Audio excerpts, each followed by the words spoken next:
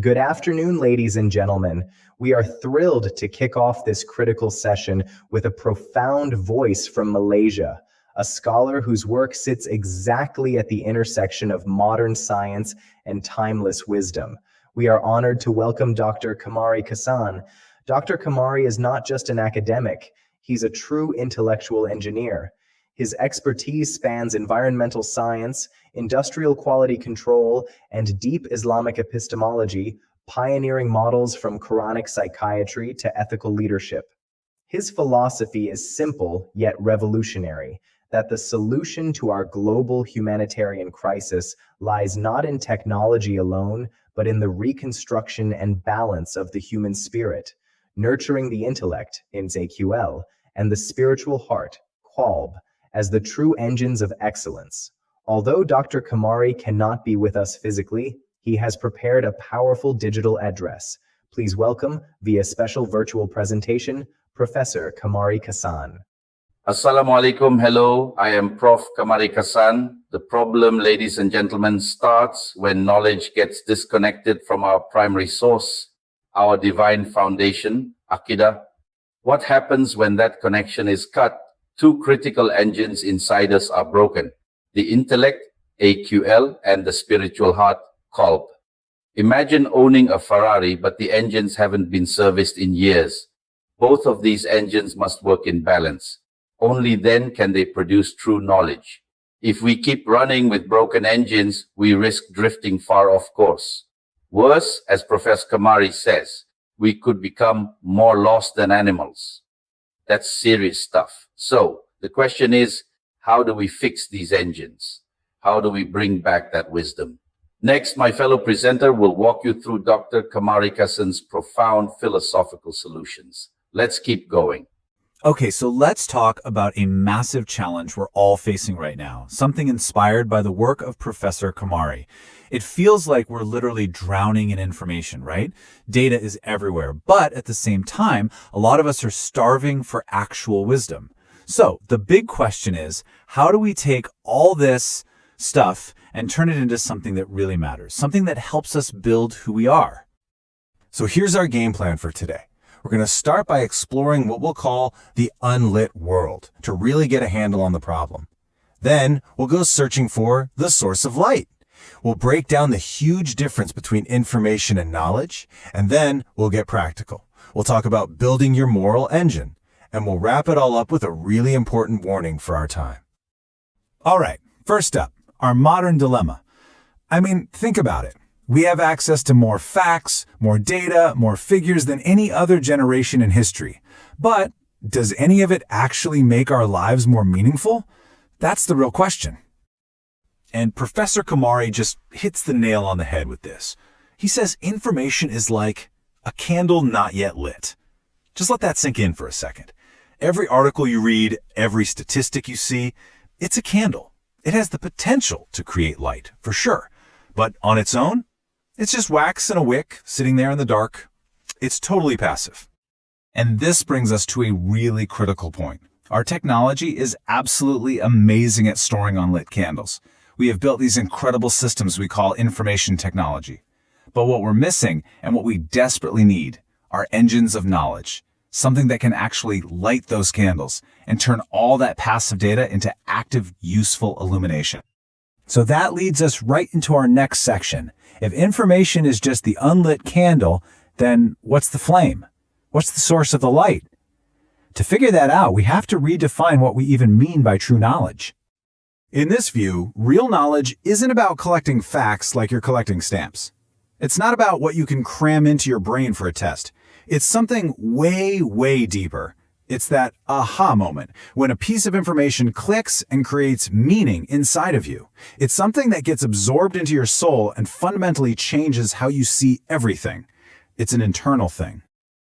Well, that begs a pretty important question, doesn't it? If knowledge is meaning, and there are a million different meanings floating around out there, how do you know which one to trust? Where do we find the most authentic, the purest source of guidance? For this philosophy, the answer is the concept of paradise, or Jannah. Now think of this less as a destination and more as a North Star. It's a perfect, problemless ideal that serves as our ultimate reference point. So any meaning that is truly authentic is a meaning that helps us navigate toward that ideal state. It's our ultimate compass. Okay, let's circle back to that candle analogy for a minute, because this is where that distinction between passive data and active wisdom really comes alive. Here it is, side by side. You've got information, the unlit candle. It's passive, it just stores data. It doesn't actually do anything. But then you have knowledge, the lit candle. It is an active force. It doesn't just sit there. It literally pushes back against the darkness. It lights up the path ahead and gives you the certainty you need to take the next step. So, once we have that lit candle, once we have that true, meaningful knowledge, what's next? This is where we shift from theory into practice. It's about building your own internal moral engine to turn that light into real, tangible character. I mean, this is the million-dollar question, right? It's one thing to hold a lit candle. It's a completely different thing to use that light to actually build something. So how do we take that knowledge and internalize it so deeply that it actually shapes who we are, that it creates what this philosophy calls a pure personality? Well, there's a three-step process here. First, you have to diagnose the problem. Acknowledge that our internal engines, our intellect, the aql, and our heart, the qalb, they're often out of whack, they're imbalanced. Second, you rebuild them, but not just any old way. You use the sturdy foundation of a divine framework. And finally, when that engine is rebuilt and running smoothly, it naturally starts to produce the outcome you want, a beautiful character. And that outcome, that beautiful character, has a name: adab. Now, this is so much more than just having good manners. Adab is a whole state of being. It's the virtuous, pure personality that just naturally emerges when your inner world, your heart and your mind, is properly calibrated and running on true, meaningful knowledge. So what's the end game? What's the highest aspiration of this entire journey? It's to become rahmatan lil alameen, which means a mercy to all creation. It's about cultivating a character so positive, so beneficial, that your very presence in the world brings light and comfort and ease to everyone and everything around you. It's a pretty profound goal. But, and this is a really big but, this philosophy also comes with a pretty stark warning. According to Professor Kamari, if you ignore this internal work, it's not a neutral choice. It has serious consequences, both for us as individuals and for our society. This phrase is meant to be jarring. The danger is that if we just gather information and learn skills without building our character, without getting our intellect and our heart in balance, we risk becoming monsters in school clothes. Smart, capable, but with no moral compass to guide us. And this danger isn't just personal, it's societal. He has a term for it: intellectual colonialism. It's a modern kind of conquest. Value isn't extracted with armies anymore. It's extracted through data systems that create dependency and slowly, quietly drain a culture of its own authentic sources of meaning. And all of this leads to the ultimate personal danger: finding yourself lost in terra incognita, the unknown land. It's that feeling of being completely adrift without any moral guidance because that internal divine compass has been shattered.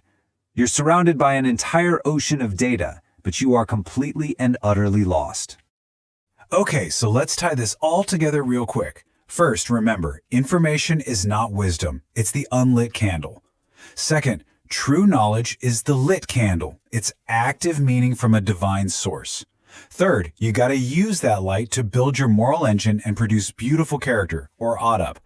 And finally, ignoring this inner work, well, it leaves you stranded in a moral wilderness, that terra incognita. And so, I'll just leave you with this final thought to chew on.